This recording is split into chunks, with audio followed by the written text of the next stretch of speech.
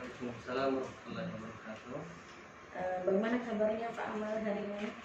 Alhamdulillah baik Bu, dan hari ini tetap semangat melaksanakan tugas harian dan mengajar seperti biasanya. Alhamdulillah Pak ya, alhamdulillah. Kemudian apa saja proses yang sudah berjalan selama 1 bulan terakhir ini dan apa-apa yang sudah Bapak capai? Jadi 1 bulan terakhir ini saya sudah menerapkan proses pembelajaran yang berdiferensiasi, yang dimana juga saya mengintegrasikan pada proses pembelajaran saya itu sosial emosional, yang tujuannya untuk mengembalikan fokus siswa kembali, dan juga saya telah mempraktekkan coaching kepada teman sejawat saya yang kebetulan saya dapati lagi murung dan mendapatkan masalah dalam pembelajarannya. Baik.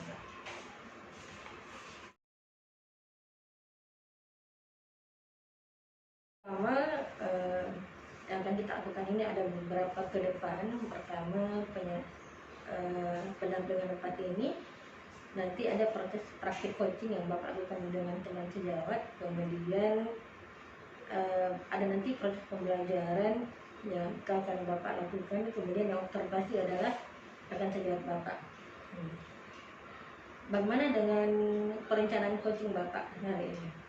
Saya sudah siapkan Bu, saya sudah hubungi teman yang akan di coaching, dan saya sudah siapkan juga kelas yang akan dijadikan sebagai tempat praktek mengajar.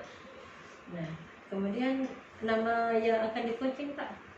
Nama rekan sejawat yang akan saya coaching adalah Ibu Anita SPD. Ibu Anita SPD. Beliau mengampu mapel fisika. Sudah. Ini Pak. Mari kita praktikkan coaching. Baik. Gimana kabar wanita? Alhamdulillah baik Pak. Ya. Maaf ini wanita ini. Kemarin kok saya lihat kemarin itu ibu wanita agak burung di ruang guru. Ya, ini masalahnya Pak tentang pembelajaran. Untuk pembelajaran ya, pembelajaran ibu wanita ya di kelas. Mungkin kita bisa ngobrol-ngobrol terkait masalah pembelajaran yang ibu alami di kelas. Ya, saat saya mengajar itu ada beberapa siswa yang tidak memperhatikan pembelajaran. Oh, begitu. Nah, di situ siswa itu kayak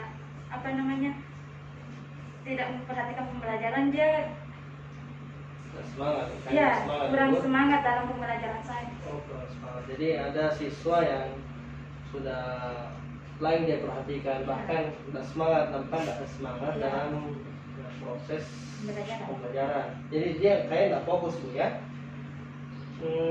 Gitu ya. Kalau boleh saya tahu, saat ibu mengajar, ya mungkin bisa kita sebentar bagi solusi atau saling sharing Bu ya. Jadi kalau bisa saya tahu, saat ibu mengajar itu ibu gunakan teknik apa sih Bu? Metode apa? Teknik ceramah Pak. Oh, metode ceramah ya Bu ya. Ibu saat ibu mengajar itu kemarin pada saat siswa ada yang tidak perhatikan, ada yang tidak semangat, ibu menggunakan metode ceramah itu, ibu menjelaskan ke hadapan siswa-siswi, kemudian memberikan contoh soal. Oh, memberikan contoh soal begitu ya. Dan mungkin ibu tahu nggak, apakah di kelas ibu itu siswanya gaya belajarnya ibu ya, siswanya sama semua? Iya Pak, itu pada saat di kelas yang saya ajar itu pembelajaran siswa itu ada yang auditori dan yang visual. Oh, berarti di kelas ibu ada siswa yang ibu sudah tahu bahwa dia auditori, ada visual. Iya. Nah, kalau seperti itu Bu, kira-kira pembelajaran apa yang paling bagus Bu? mungkin metode pembelajaran yang beragam ya, yang menampilkan seperti gambar atau video yang bisa saya jelaskan kepada siswa sehingga itu mewakili pembelajaran siswa yang auditori dan visual. Oh begitu ya. Berarti ibu kedepannya ini akan lakukan apa Bu? Ketika ibu sudah tahu nih bahwa oh di kelas saya ternyata siswanya itu beraneka ragam gaya belajarnya nih, sehingga ibu tadi katakan bahwa ibu akan melakukan metode pembelajaran yang beragam. Maksudnya apa Bu? Beragam. Maksudnya itu metode pembelajaran beragam atau berdiferensiasi yang bisa mencakup semua gaya belajar siswa. Oh, begitu ya Bu. Jadi ibu akan terapkan itu ya, Ya. di pelajaran ibu. Jadi tidak bukan ceramah toh saja, bukan monoton Ya. di metode ceramah. Ibu itu yang akan ibu terapkan ya. Iya, untuk mewakili siswa yang gaya belajarnya visual dan auditori. Oh, baik.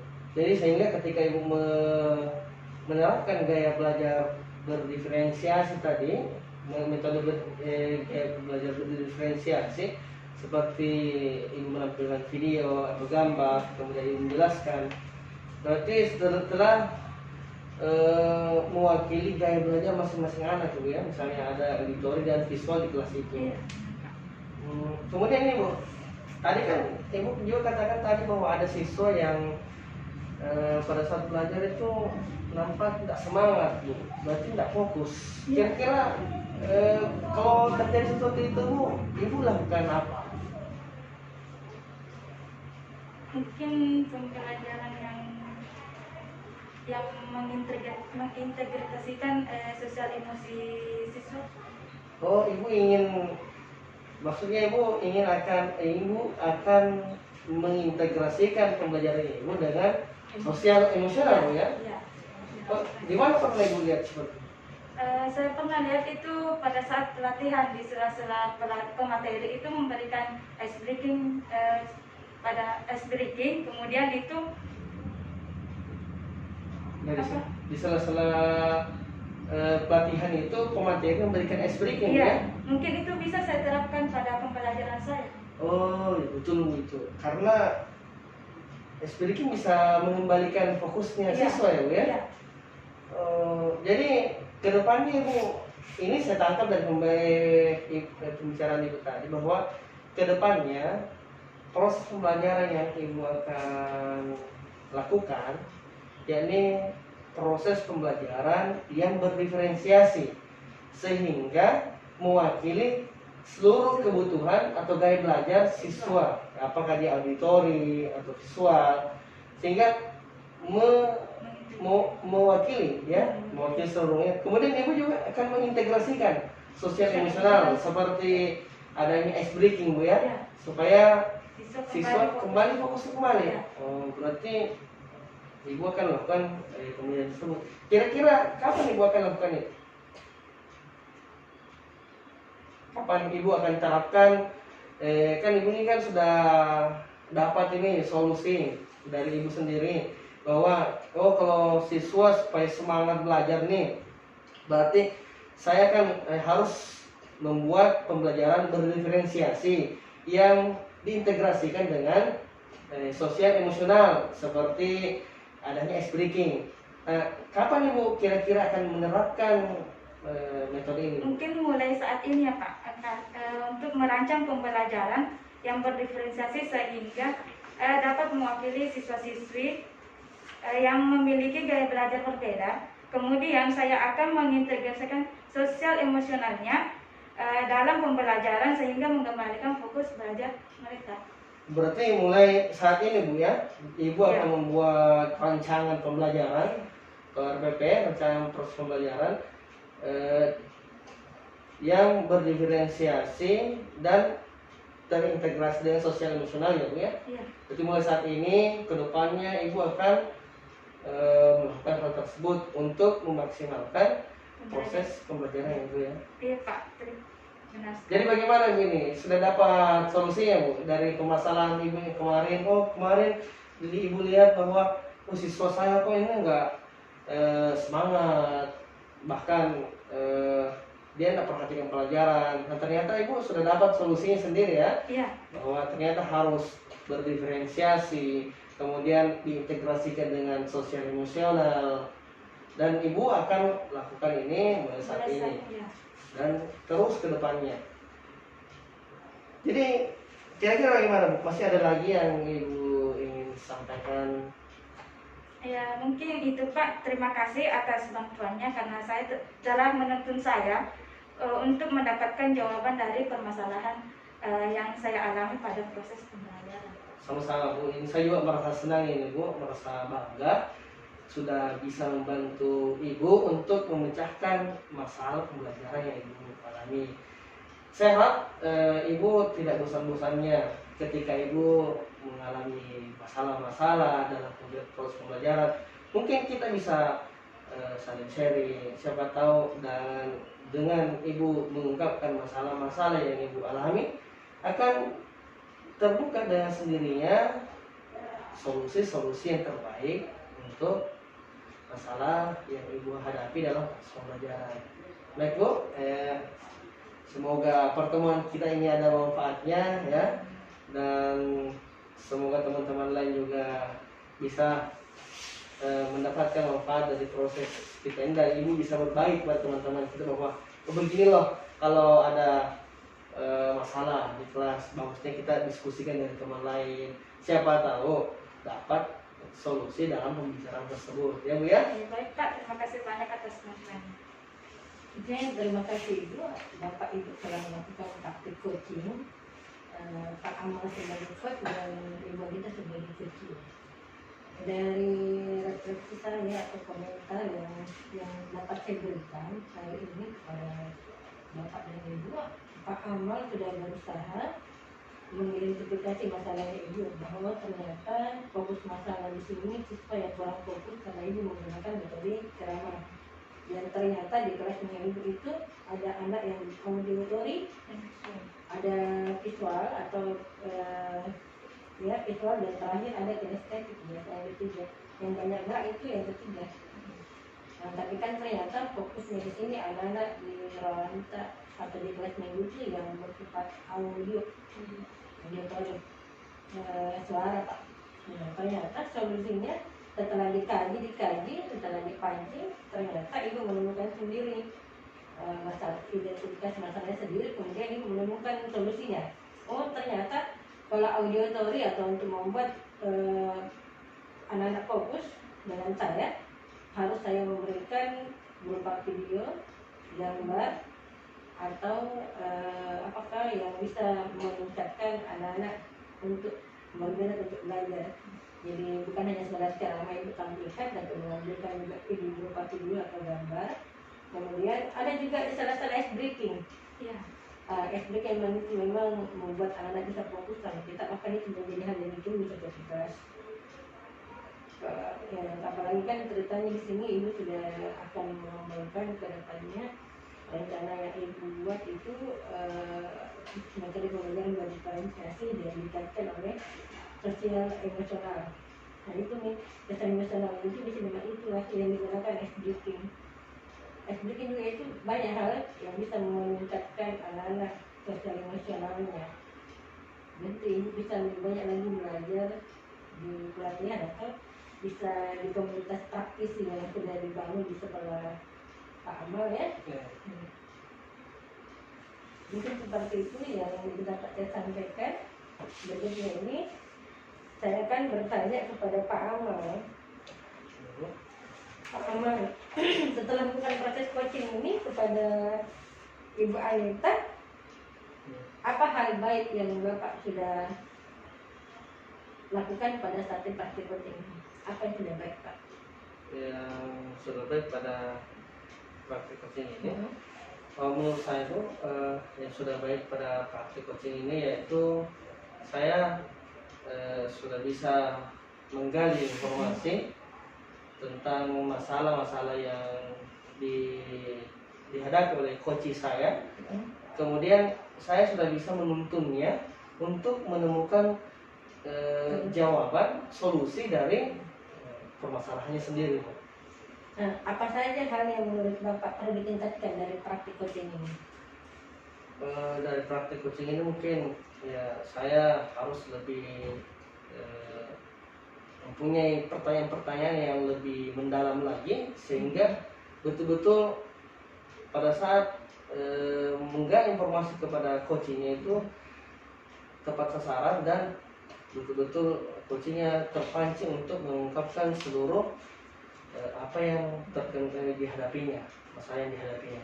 Bagaimana perasaan Bapak tentang melakukan praktik coaching?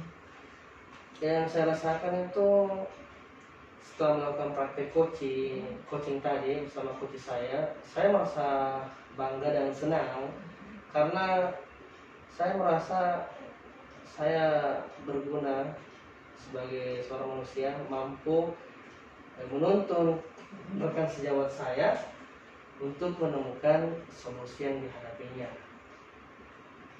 Terima kasih Pak Amal. Ke Ibu Anita. Ibu Anita, bagaimana Pak Amal pernah mempraktikkan coaching sama Ibu? Apa yang Ibu rasakan? Ya, yang saya rasakan itu senang karena saya sudah menemukan solusi dari permasalahan saya, yaitu permasalahan pembelajaran yang saya alami. Awalnya saya ini merasa tidak yakin kalau permasalahan saya ini akan ada solusinya. Hanya dengan jalan tanya jawab saya bisa menemukan solusi dari permasalahan saya. Coachingnya juga merupakan itulah kebaikan dari coaching, mengajak kita mencari solusi ya. Padahal yang nanti yang membuat solusi sendiri kita sendiri. Kita yang minta curhat, malah kita temukan solusinya dari proses praktik coaching tersebut. Dari praktik coaching ini apa yang perlu dikembangkan Pak Amal supaya nanti kedepannya Pak Amal lebih bagus praktik coachingnya? Menurut saya sih penambahan waktu, durasi yang diskusi, kemudian itu yang karena saya itu sangat senang yang namanya sharing atau berbagi ilmu, sehingga meminta waktu yang lebih untuk diskusi. Oke, terima kasih Mbak Anita. Ibu Anita, sekarang ini langkah selanjutnya kita akan melihat Pak Amal melaksanakan proses pembelajarannya di kelas. Ayo, mari sama-sama ini.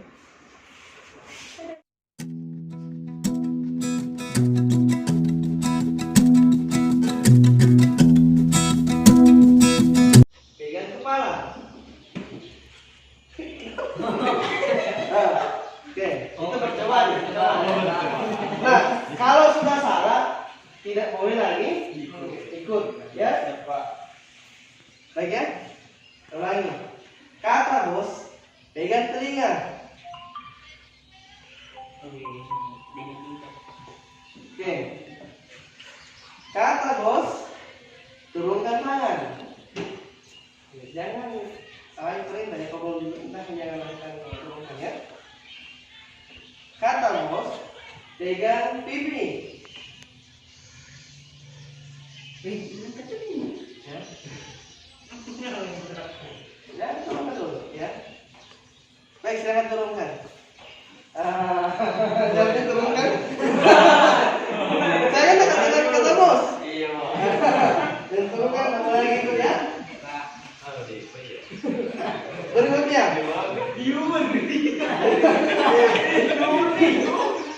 Kata bos, pegang pundak. Ya. Kata bos, turunkan tangan. Kata bos, silakan berdiri. Kata bos, bergeser ke kanan satu kali. Bisa? Ada itu. Turun. Kata bos, geser ke kiri satu kali. Baik, silakan duduk. Kata bos, silakan duduk. Kata bos, silakan berdiri. Kata bos, geser ke kanan satu kali. Kata bos, silakan naik seluruhnya ke sini.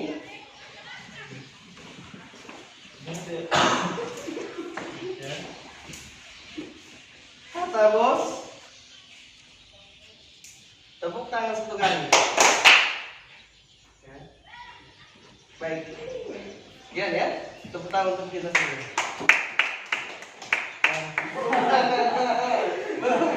Belum, saya tak bos.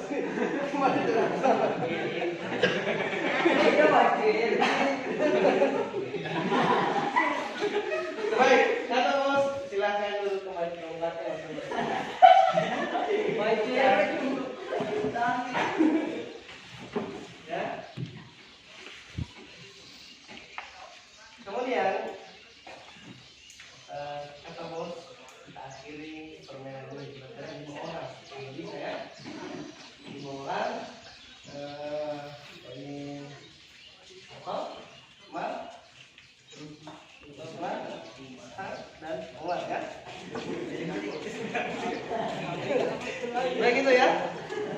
Jadi simulasi kita ya. Baik, pada hari ini kita akan pelajari tentang tabulasi atau pengolahan data berupa tabulasi data, klasifikasi data, grafik data, sebenarnya data digital. Jadi tujuan pembelajaran kita kali ini adalah setelah mempelajari materi kita, diharapkan siswa mampu mengklasifikasikan data penduduk, mentabulasikannya, menggrafikannya, dan membuat grafik lingkaran. Ya. Dipaham ya? Nah tentunya kemarin kita telah belajar membuat peta. Dan Anda sekalian telah membuat petanya dalam bentuk 3 dimensi. Tentunya masih butuh data-data yang untuk mengisi peta yang telah Anda buat. Salah satu data yang kita akan masukkan ke dalam peta tersebut adalah data jumlah penduduk. Sehingga kita bisa lihat di mana jumlah penduduk, kecamatan mana, pada kabupaten yang Anda buat itu yang paling banyak penduduknya. Tentunya dalam melihat peta itu lebih cepat melihat dan cepat memperoleh informasi. Baik, Anda sekalian, silahkan melihat video yang telah dikirimkan di grupnya masing-masing, di grup WA sebagai materi pembelajaran. Karena kita tidak mampu menampilkannya di dalam bentuk proyektor, kita tampilkan sesuai apa yang kita miliki. Yang kita miliki sekarang Android, kita manfaatkan itu. Nah, dan sekarang Anda sekalian bisa melihat videonya. Ya, saya berikan waktu untuk memahami video tersebut. Dalam video tersebut akan diajarkan cara mengklasifikasikan data, mentabulasikan data, menggrafikan data tersebut. Baik, silahkan dilihat materinya pada video yang telah diberikan. Kita mulai dari klasifikasi terlebih dahulu. Klasifikasi data adalah mengumpulkan data yang ditemukan dari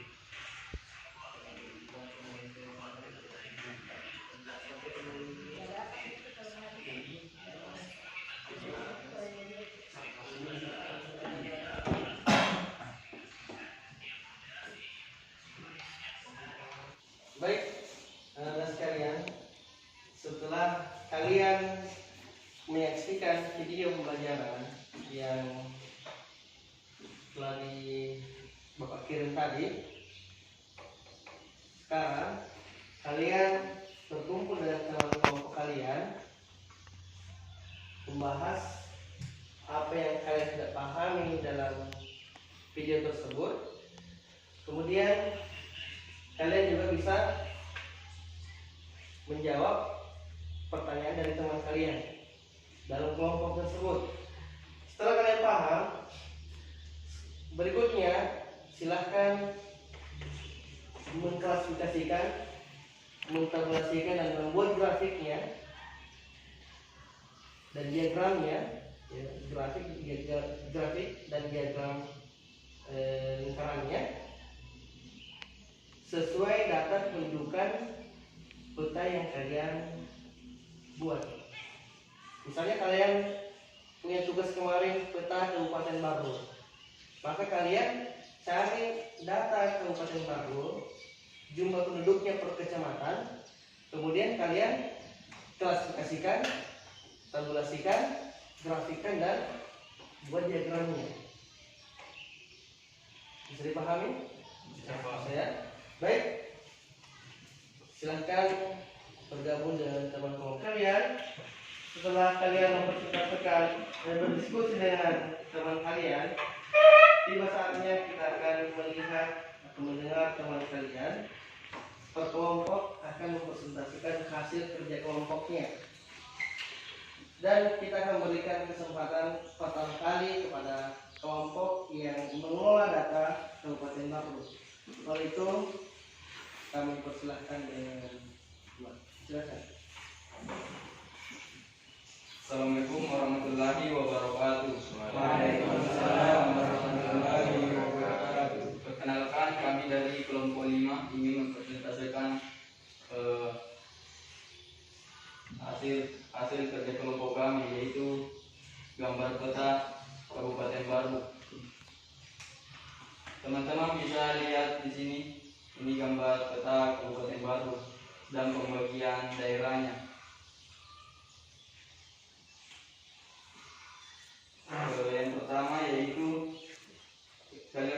teman-teman bisa melihat pengelompokan data ya, mulai dari yang tertinggi ke terendah.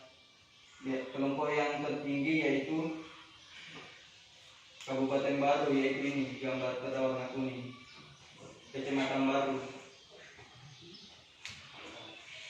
Baru yang kedua yaitu tanah teri laut.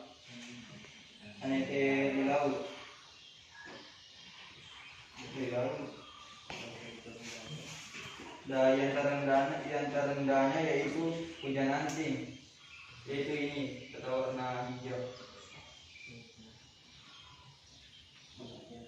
Demikian hasil diskusi kami. Semoga bermanfaat bagi teman-teman. Cukup sekian. Assalamualaikum warahmatullahi wabarakatuh. Ya. Baik, kita lanjut ke kelompok berikutnya. Kelompok membahas tentang pengolahan data penduduk Kabupaten Asal. Baik, silakan.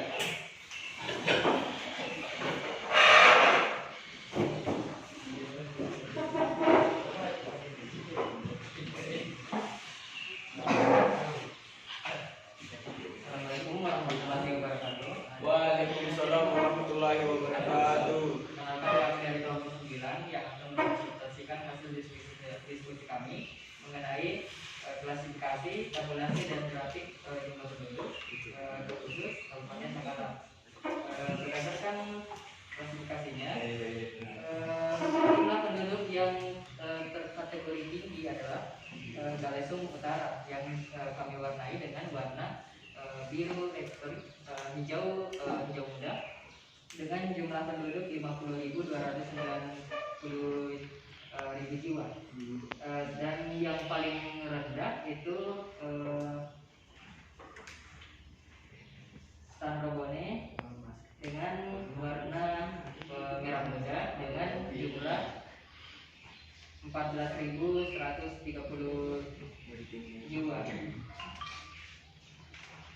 Dan berdasarkan presentasi jumlah penduduk per kecamatan Kabupaten Takalar tahun 2018 itu yang tertinggi dengan presentasi 16,99% dan yang terendah dengan presentasi 4,88%. Sekian pemaparan dari kelompok kami. Apabila terdapat kekurangan mohon dimaafkan. Wabillahi taufiq wal hidayah. Wassalamualaikum warahmatullahi wabarakatuh. Waalaikumsalam.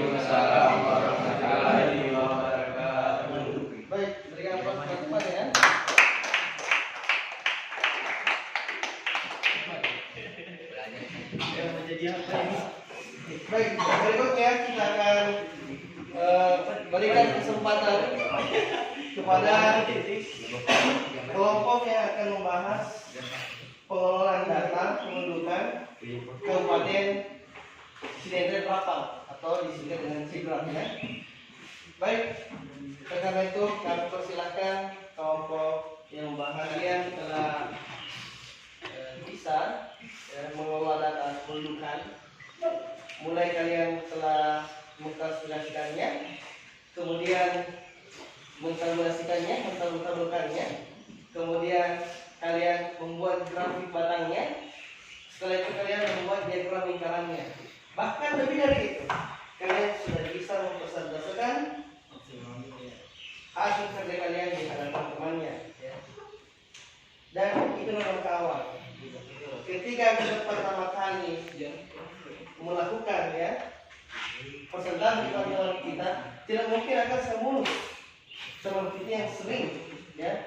Tapi langkah awal untuk bisa lancar, ini harus berani. Ya, pasti awalnya akan terbata-bata, akan berbagai macam kendala-kendala yang akan dihadapi. Tapi sering berjalannya waktu, kalau sudah sering, maka kan terbiasa. Ada bisa karena biasa ya. Baik, sampai ini ada pertanyaan tentang tabulasi pengelolaan data kependudukan? Tidak ada? Bisa dipahami? Kita paham. Baik. Berikutnya, ada yang bisa merefleksikan pembelajaran kita kali ini? Ya, Ishak. Silakan Ishak. Berarti pembelajaran hari ini adalah kami telah mempelajari Aku.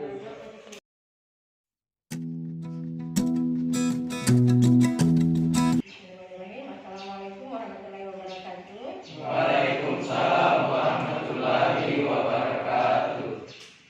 Terima kasih atas sambutannya hari ini anak-anak.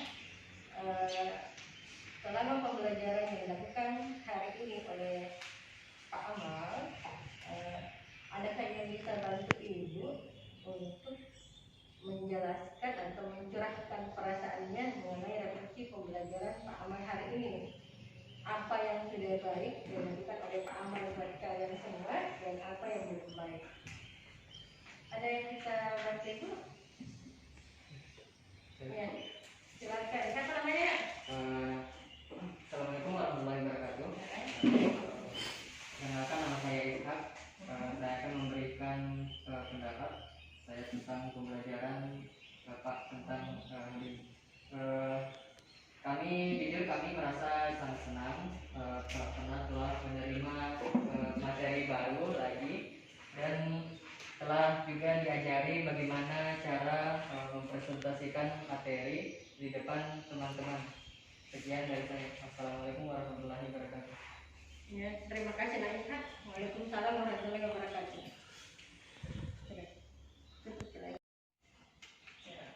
Setelah tadi kita mendengarkan refleksi pembelajaran tentang Pak Amal dari Ishak teman kalian, dan itu sudah cukup mewakili seluruh siswa ya.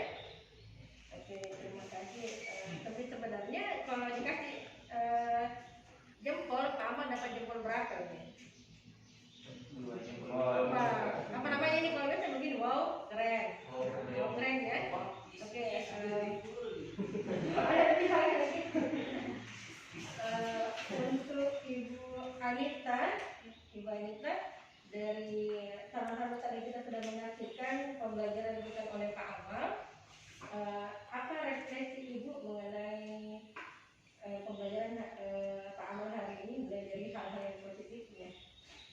Ya, menurut saya Bu, dari pembelajaran Pak Amal hari ini, menurut saya itu sangat bagus karena di awal-awal pembelajaran itu diberikan ice breathing atau yayat kepada siswa-siswanya, sehingga mereka nanti itu selalu termotivasi untuk setiap pembelajarannya. Intinya ada mereka tunggu setiap pembelajarannya. Dan menurut saya juga itu dari setiap masalah pembelajaran itu pasti selalu terjadi. Dan itu pun juga yang saya rasakan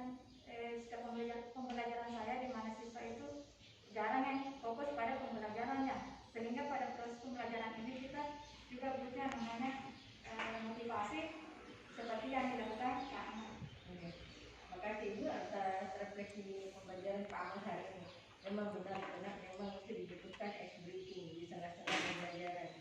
Kenapa? Membuat kalian fokus. Tambah lagi ada banyak plus dari Pak Amal katanya penambahan nilai. Lumayan.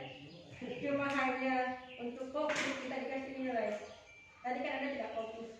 Ada yang Itu SD ini salah satu cara membuat otakmu itu kembali normal, kembali berdamai dengan keadaan yang ada dengan cara ice breaking. Sebenarnya ice breaking itu masih kurang, masih banyak sebenarnya ice breaking yang menarik dan menantang dan membuatmu bisa termotivasi. Bukan seperti kayak anak-anak ya, ini kan cuma memang harus ada memang yang perlu diperbaharui dari kita setiap belajar. Oke, cukup sekian deh. Terima kasih atas sambutan kalian hari ini. Terima kasih telah membantu Pak Amal untuk merefleksikan pembelajarannya. Wassalamualaikum warahmatullahi wabarakatuh.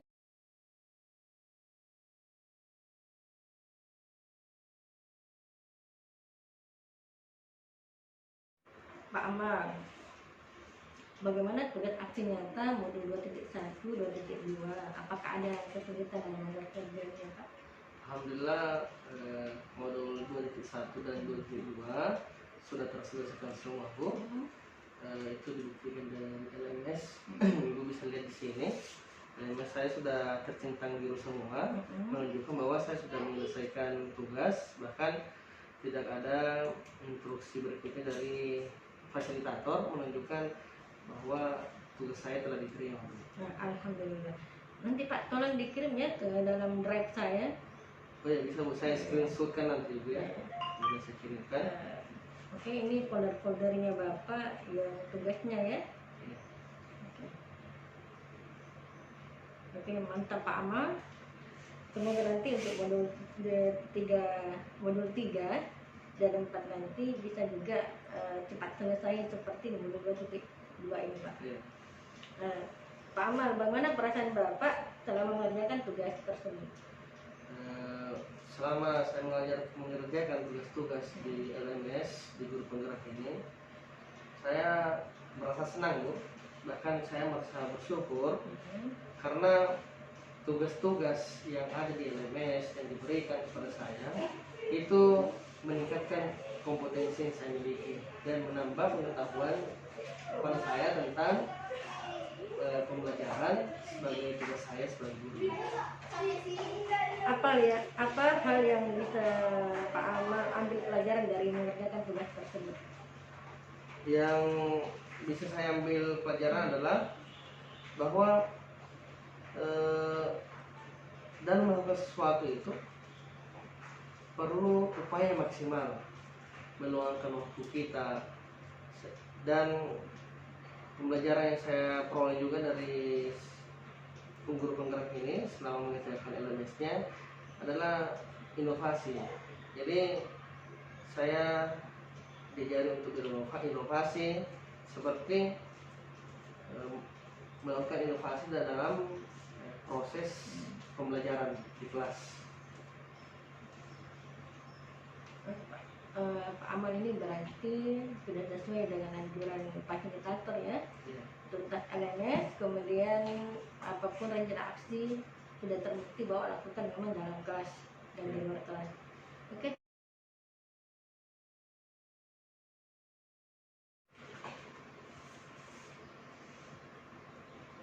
Berikutnya ya Pak Amal, bagian akhir dari pendampingan kita hari ini, pendampingan 4. Setelah Pak Amal menjalani proses pendidikan guru penggerak, Bapak sudah belajar modul 1, 2, dan sekarang sudah 3.1. Dari 3 modul tersebut, mana yang paling Bapak kuasai dan sudah dipraktikkan dalam kelas? Yang saya kuasai yaitu merdeka belajar secara umum Bu, seperti memberikan siswa kemerdekaan dalam proses pembelajarannya, sehingga saya harus menggunakan proses pembelajaran berdiferensiasi sehingga memberikan pembelajaran yang sesuai dengan minat anak-anak sehingga mereka merasa merdeka. Bahkan ini merdeka belajar ini telah saya presentasikan di hadapan teman-teman guru rekan sejawat pada kegiatan in-house training kemarin. Saya paparkan bagaimana cara memerdekakan siswa dalam belajar. Hebat Pak Amal ya. Kemudian materi apa yang masih membingungkan oleh Pak Amal dan ini memperdalam lebih dalam lagi? Untuk saat ini, saya rasa yang masih membingungkan bagi saya adalah materi pengambilan keputusan pada kasus dilema etika. Modul Modul 3.1 ya. Karena pada saat itu mungkin saya masih butuh banyak kasus supaya butuh banyak kasus agar kemampuan saya dalam memutuskan suatu keputusan itu makin tepat. Jadi semoga ini kan masih modul 3.1 ini masih sementara dijalani. Semoga setelah melewati modul 3 ini Bapak akan lebih paham lagi dan lebih mengerti dan bisa dipraktikkan. Oke, cukup sekian Pak Amal pada pengen individu 4 kita hari ini. Wassalamualaikum warahmatullahi wabarakatuh. Waalaikumsalam warahmatullahi wabarakatuh.